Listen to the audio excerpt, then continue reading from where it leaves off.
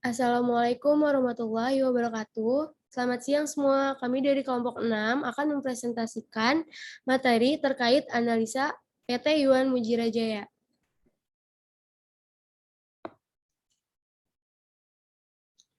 Gambaran industri. Industri jasa konstruksi adalah industri yang mencakup semua pihak yang terkait dengan proses konstruksi, termasuk tenaga profesi, pelaksana konstruksi, dan juga para pemasok yang bersama-sama memenuhi kebutuhan pelaku dalam industri.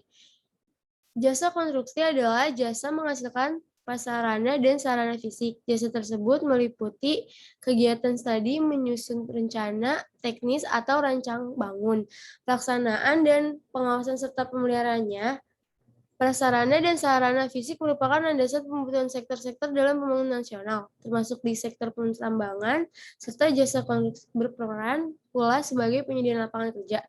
Maka jasa konstruksi penting dalam pembangunan nasional. Sebelum terjadi krisis moneter, sektor jasa konstruksi mengalami pertumbuhan yang cukup fantastik sehingga merupakan salah satu motor penggerak sektor perekonomian yang utama. Profil perusahaan. PT Yuan Mujira Jaya didirikan di Kota Tangerang Selatan berdasarkan Akta Notaris Dr. Budi Narsudin SH M Hum nomor 53 pada tanggal 18 Desember 2019. PT Yuan Mujira Jaya saat ini dipimpin oleh Bapak Mujiono selaku Direktur Utama. PT ini berada di Kota Tangerang Selatan yang beralamat lengkap di Jalan Keramat Dongkal nomor 3 RT 4 RW 5 Pondok Jagung, Serpong Utara, Tangerang Selatan, Banten. PT Yuan Mujira Jaya dapat mengerjakan proyek-proyek dengan klasifikasi sebagai berikut. 1. Konstruksi di bangunan, seperti pengaspalan, pengasan, renovasi rumah, dan pengerukan tanah. 2. Perawatan taman dan lingkungan, seperti penyapuan, penyiraman, pemotongan rumput, dan perapian tanaman. 3.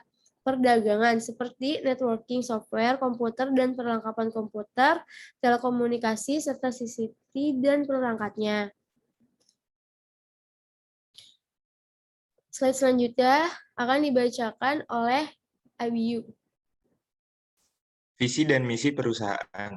Visi PT Yuan Mujira Jaya adalah menjadi perusahaan konstruksi dan bidang lainnya yang mengutamakan pelayanan dan produk terbaik bagi para konsumen.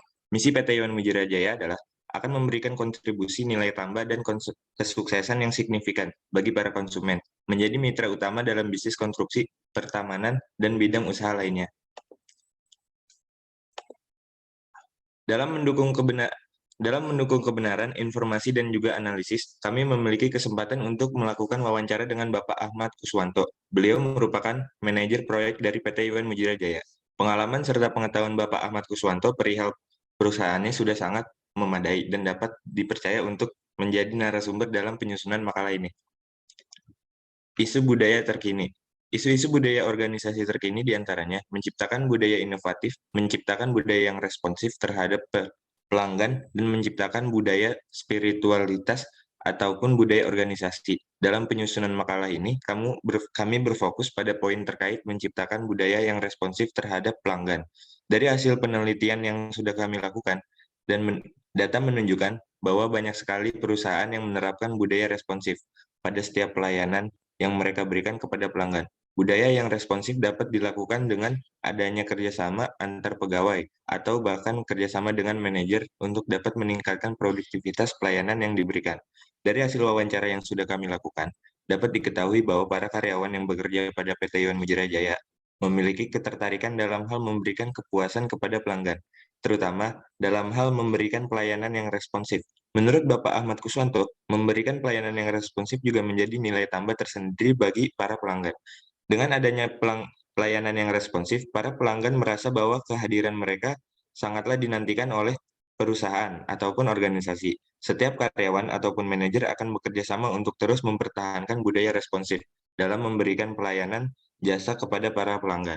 Slide selanjutnya akan dibacakan oleh teman saya, Kartika. Landasan teori dan analisa manajemen global.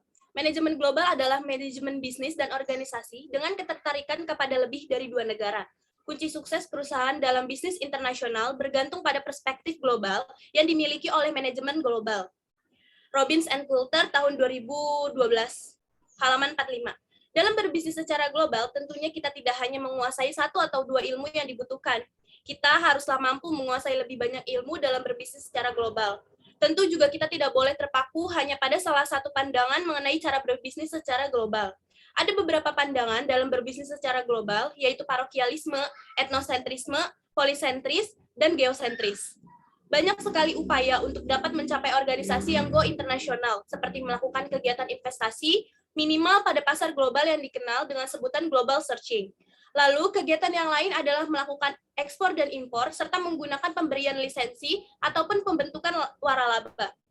PT Yuan Mujira Jaya tidak memiliki anak perusahaan di luar negeri, tetapi PT Yuan Mujira Jaya melakukan kegiatan impor barang berupa mesin pemotong rumput, alat berat, alat las, dan sebagainya untuk menunjang berjalannya kinerja perusahaan.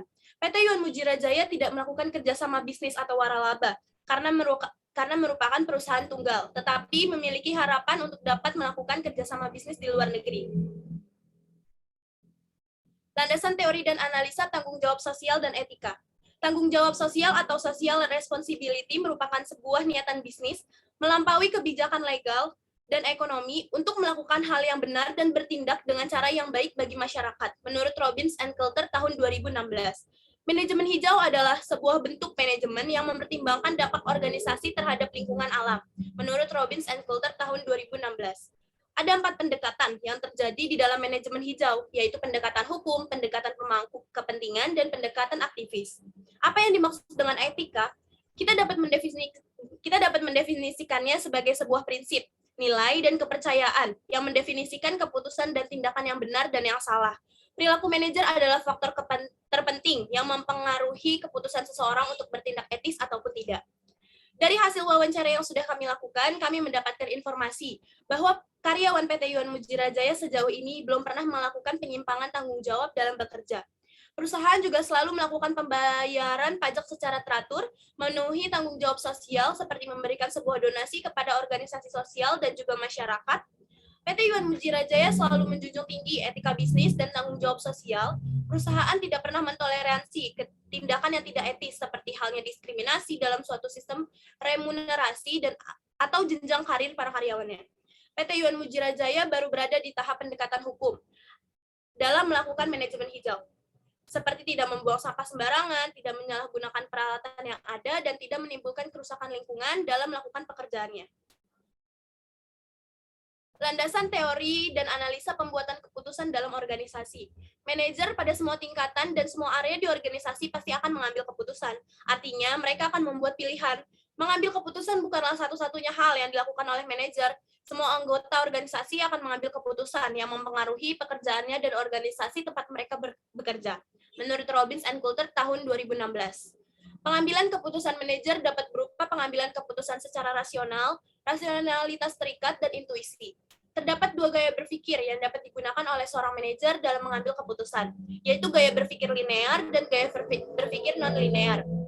Berdasarkan hasil wawancara, kami dapat memberikan kesimpulan bahwa PT Yuan Mujira Jaya mengambil sebuah keputusan yang efektif bagi perusahaan dengan cara melakukan pengambilan keputusan rasional dan juga berdasarkan bukti.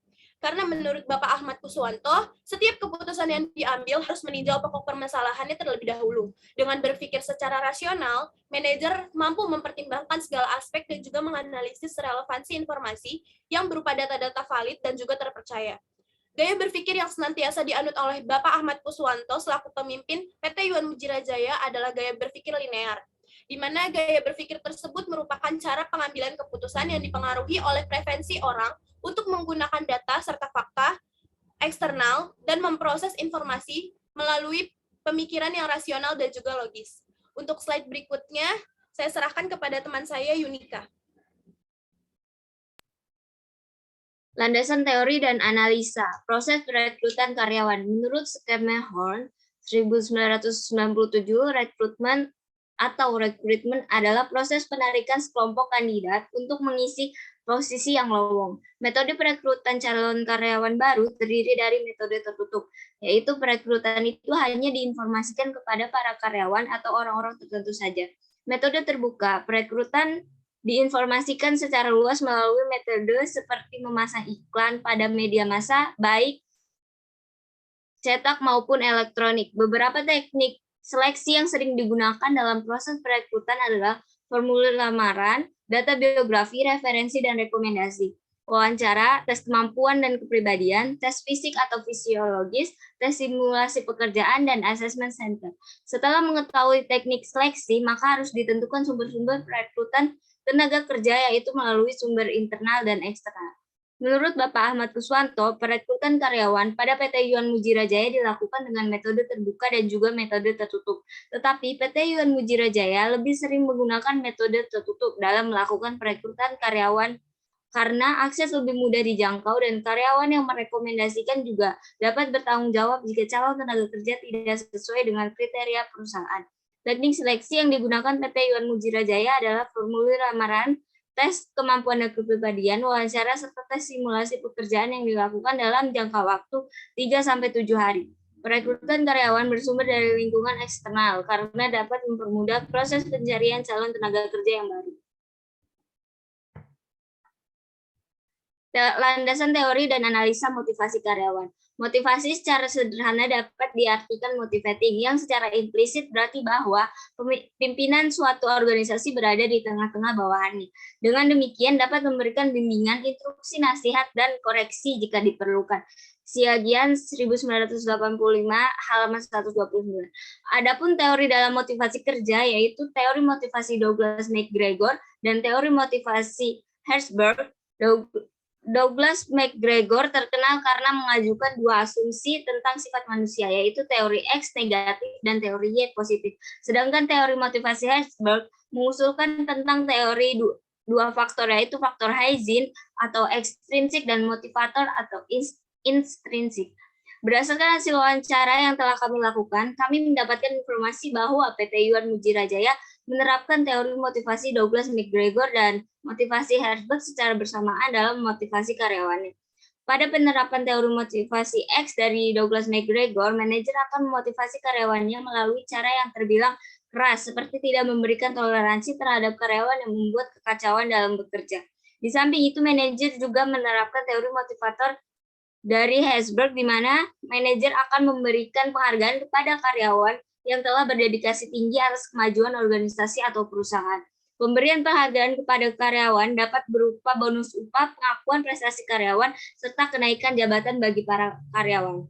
Kesimpulan, berdasarkan hasil wawancara dan analisis yang telah kami lakukan pada PT Yuan Mujira Jaya, kesimpulan yang dapat kami berikan adalah PT Yuan Mujira Jaya menerapkan isu budaya organisasi yang responsif terhadap para konsumennya. Dalam menjalankan bisnisnya, PT Yuan Mujira Jaya belum menerapkan bisnis secara go global, tapi melakukan kegiatan impor barang dari luar negeri. Perihal tanggung jawab sosial dan etika dalam bisnis, PT Yuan Mujira Jaya selalu menjunjung tinggi etika bisnis dan juga tanggung jawab sosial.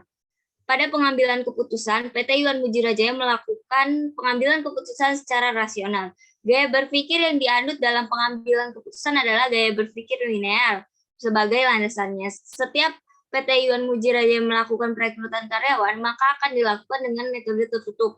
Untuk teknik seleksi serta sumber perekrutan karyawan, PT Yuan Mujira Jaya menggunakan formulir lamaran, tes kemampuan dan kepribadian, wawancara, serta tes simulasi pekerjaan untuk seleksinya, serta lingkungan eksternal sebagai sumber perekrutan karyawan. Dalam motivasi karyawannya, PT Yuan Mujira Jaya menerapkan teori motivasi X dari Douglas MacGregor, di mana manajer akan memotivasi karyawannya melalui cara yang terbilang keras. Namun di samping itu, PT Yuan Mujira Jaya juga menerapkan teori motivator dari Herzberg, di mana manajer akan memberikan penghargaan kepada karyawannya. Selanjutnya akan dibacakan oleh rekan saya, Anissa. Saran yang dapat kami berikan untuk PT Yuan Mujira Jaya adalah harus terus mempertahankan budaya responsif, selalu berusaha untuk dapat membangun bisnis di luar negeri atau go global, selalu mengedepankan tanggung jawab sosial serta etika bisnis.